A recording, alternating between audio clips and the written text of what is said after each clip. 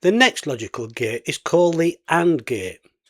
It has two inputs and one single output.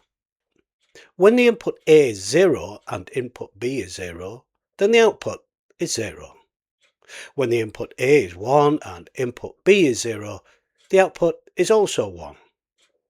When the input is 0 and 1, the output is 0. Only when both inputs are 1, the output is 1. Now to make a schematic diagram for this logical gate.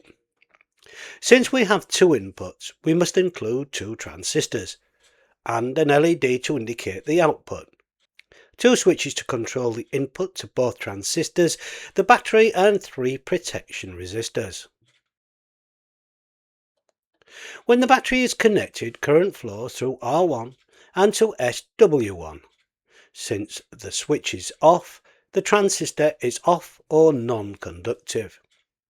It also travels through R2 to SW2, and again the switch is off, so this transistor is also off.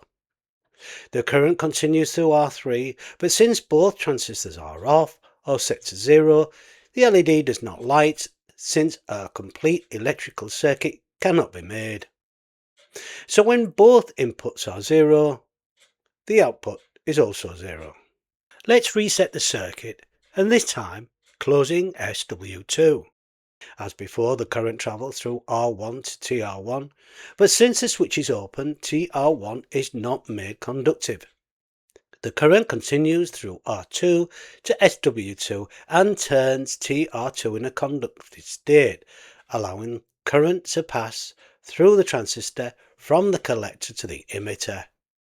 But as TR1 is still off, the circuit cannot be completed and the LED remains off. So when the input is 1 and 0, the output is 0.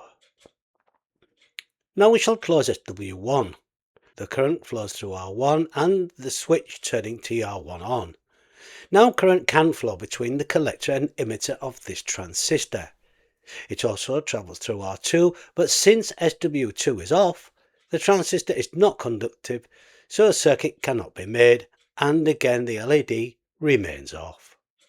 So when the input is 0 and 1, the output is 0.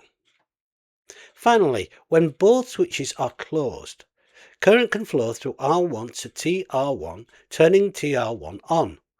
Also, current can flow through R2, turning TR2 on. Current can now flow through TR2